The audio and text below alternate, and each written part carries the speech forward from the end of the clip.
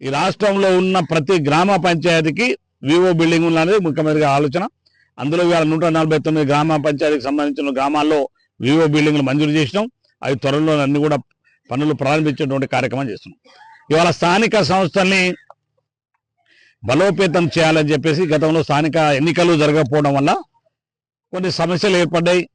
అందుకనే ప్రభుత్వం నిర్ణయం తీసుకొని స్థానిక సంస్థల ఎన్నికలు నిర్వహించినటువంటి ఎన్నికల్లో మరి రాష్ట్ర ప్రభుత్వం ఇంకా కేంద్ర ప్రభుత్వం నుంచి రావాల్సిన నిధులు మరి 3 సంవత్సరాలు రావాల్సిన నిధులు త్వరలోనే ముఖ్యమంత్రి గారు మరి విడుదల చేసేటువంటి కార్యక్రమాన్ని తప్పకుండా చేయబోతున్నారు.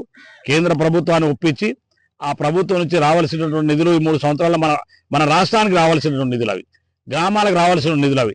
అప్పుడు ఎన్నికలు నిర్వహించలేదు కాబట్టి అవన్నీ ఆగిపోయి ఉన్నాయి. వాటిని త్వరలో విడుదల చేయబోతున్నాం. అవి బహుశా మార్చి నాటికి మరి విడుదల చేయించే కార్యక్రమంలో గౌరవ ముఖ్యమంత్రి గారు ఉన్నారు.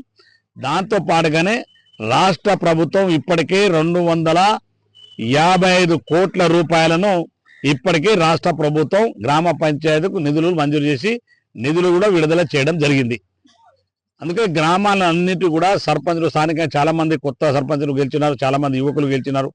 వాళ్ళందరూ కూడా ఆయా గ్రామాల్లో ఉన్నటువంటి ప్రజలకు సంబంధించినటువంటి సమస్యలను అన్ని కూడా పరిష్కరించే దిశగా మరి ముందుకెళ్తున్నాం. రాజకీయాలకు అతీతంగా గ్రామాల్లో మా లక్ష్యమల్ల ఒకటి ఈ ప్రభుత్వం చేపట్టే కార్యక్రమాలు నేరుగా పేద ప్రజలకు అందాలనేది ముఖ్యమంత్రి గారి ఆలోచన.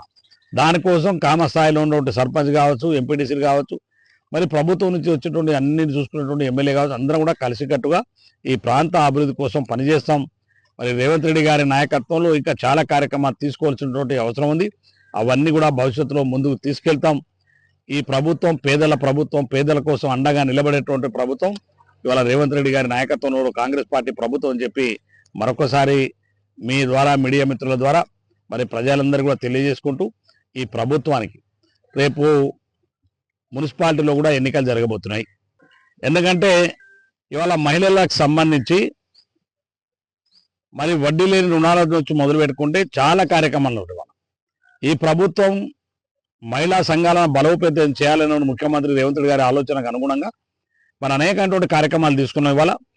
ఇవాళ చాలా గ్రామాలలో ఈ సమమాన సంబంధించిన వాళ్ళ సంఘాలు ఏర్పడిన సందర్భంలో వాళ్ళు ఎక్కడైనా సమావేశం ఏర్పాటు చేసుకోవాలంటే ఇక్కడ కిరాయిలు కూడా ఇస్తారు గ్రామాల్లో తండాలు. లేదు అంటేనే వాళ్ళు ఎక్కడనో బళ్ళనో లేకపోతే ఎన్నో గుళ్ళనో కూర్చొని ఈ మహిళా సంఘాలు సమావేశాలు ఏర్పాటు చేసుకునే పరిస్థితి ఉండే. గత ప్రభుత్వం అయితే వాళ్ళని మీటింగ్లకి వాడుకునేది, ఏ కార్యక్రమాలు చేయలే. గత 10 సంవత్సరాల్లో మహిళా సంఘాలను ఏమైనా వారి మీటింగ్ తీసుకుపోయేది, సాయంత్రం దింపేది, ఇంటికి పోయేది. కానీ ఇవాళ మేము ప్రభుత్వంలోకి వచ్చిన తర్వాత వాళ్ళకు పెట్రోల్ బంకులు కావచ్చు, పెట్రోల్ బంకులు ఇచ్చినాం, బస్సులు కొనుగోలు చేస్తున్నాం. కోట్లాది రూపాయల నిన్న నేను ఒక కార్యక్రమం రావడం వల్ల నేను మేడారం జాతర పోవడం వల్ల రాలేకపోయినా నిన్న కూడా ₹1 కోటి చెక్కును మా అధికారులందరూ కూడా మున్సిపాలిటీ సంబంధించిన సంఘాలకు ₹1 కోటి వడ్డీ లేని రుణాలు నిర్ణయించినాం. ఇప్పటికే ₹100 కోట్ల దేవరకొండ నియోజకవర్గంలో ఇచ్చినాం. అదే కాకుండా ఈ మహిళా సంఘాలకు వాళ్లకు సంబంధించినటువంటి సంఘాల భవనాలు వాళ్ళు ఎక్కడికక్కడ గ్రామ పంచాయతీలో కూర్చొని వాళ్ళకి కావాల్సిన తీర్మానాలు కావచ్చు, వాళ్ళకి కావాల్సిన సమస్యలన్నీ కూడా మరి మాట్లాడుకోవడానికి వారికి ఈ దేవరకొండ నియోజకవర్గ సుమారుగా వివో బిల్డింగ్ అంటాం. అయితే సుమారుగా 14 కోట్లతోటి 149 గ్రామ పంచాయతీ ఒకటి చొప్పున ఇలా 149 గ్రామ పంచాయతీ వివో బిల్డింగ్లు మంజూరు చేయమని చెప్పి ఈ సందర్భంగా మనం చెప్తాం. గతంలో ఏ ప్రభుత్వాలు కూడా ఇంత పెద్ద సాహసం చేసేది ఇటువంటి కార్యక్రమాలు తీసుకోలే. కానీ ముఖ్యమంత్రి గారు ఆ సంఘాలను బలోపేతం చేయాలన్న ఆలోచనతోటి ఇవాళ 149 గ్రామ పంచాయతీ ఈ దేవరకొండ నియోజకవర్గంలో 231 గ్రామ పంచాయతీలు ఉన్నాయి. అందులో 149 బిల్డింగ్లు ఇవాళ మంజూరు ఇచ్చినాం. ఆల్రెడీ ఇవాళ ప్రొసీడింగ్స్ వచ్చినాయి. త్వరలో అన్ని కూడా పనులు శంకుస్థాపన చేసి పనులు స్టార్ట్ చేసిన కార్యక్రమాన్ని తీసుకుంటాం. ఈ 140తో పాటుగా మిగతా వాటికి కూడా స్థలం లేక వివిధ కారణాల చేత ఆయన 231 గ్రామ ఏదో వివో బిల్డింగ్ ఉన్నాయో అన్ని ఇప్పించేటువంటి బాధ్యత నాది.